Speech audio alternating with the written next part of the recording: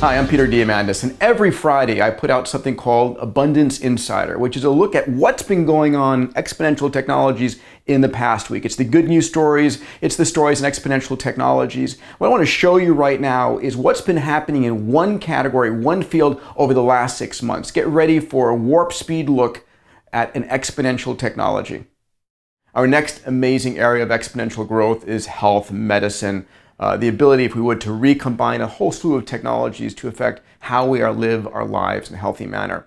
So let's look at data, let's look at stem cells, let's look at genetics, look at brain-computer interface and this explosion that's been happening over just the last 6 months.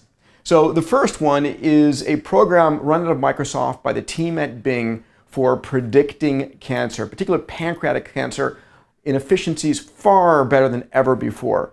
So universities at the Health and Wellness Division at Microsoft have been able to mine search queries from 6.4 million Bing users for searches of symptoms and found they could predict diagnoses weeks in advance.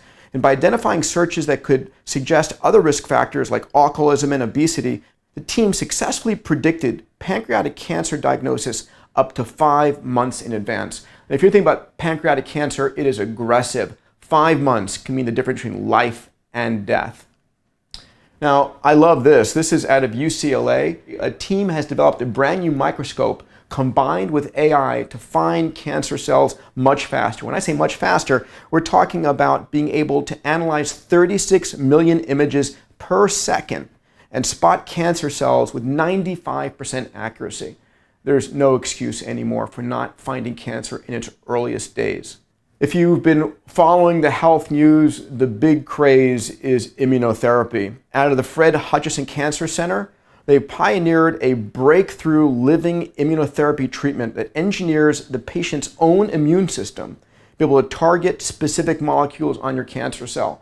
So you can imagine sequencing your body, sequencing the cancer, identifying special, certain, unique molecules for that cancer, and then getting your immune system to attack that so that you are fighting back your own cancer. I think this is amazing. I was in medical school when HIV/AIDS came onto the scene and was this unknown death sentence that people had. And look at how far we've come. Temple University researchers have successfully edited the HIV virus out of human immune cell DNA. It's all due, of course, to that amazing technology of CRISPR-Cas9 that we've all been hearing so much about. They've eliminated the HIV-1 DNA from a T cell genome and allowed that individual to actually regain their normal human health.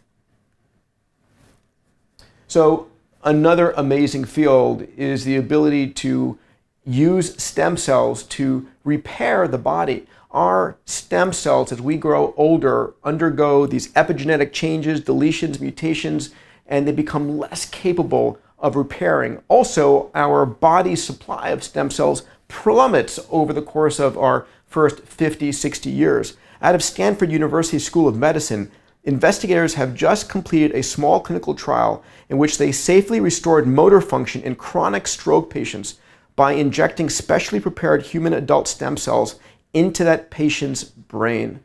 Imagine being told you'll never walk again or never move your arms again, having one injection and then be able to regain that capability. It really is an amazing period to be alive, more than ever before.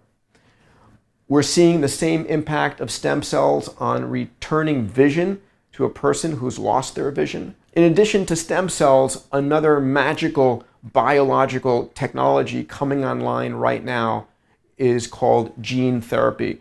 This was early developed in the 1980s, had a lot of hype, didn't actually work, but for the first time ever, gene therapy has cured a disease. You know, the disease known as bubble boy, where you have no immunoprotective capability. So a company out of Europe is poised to become the first commercial gene therapy provider to outright cure a deadly disease. And this particular cure has been tested on 18 children over the last 15 years. GlaxoSmithKline, that owns this patent, is about to seek US deployment and FDA approval.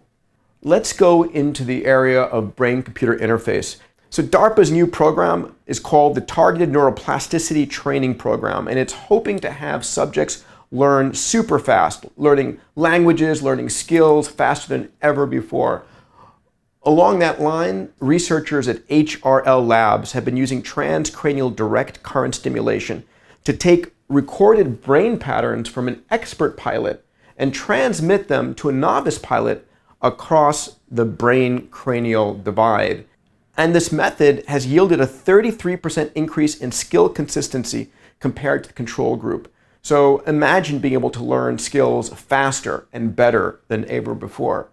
One of the important parts of that is trying to understand and decode how our brain codes visual, auditory, and sensory input and then stores it in the hippocampus. So for the first time ever, University of Washington scientists have decoded brain signals in real time.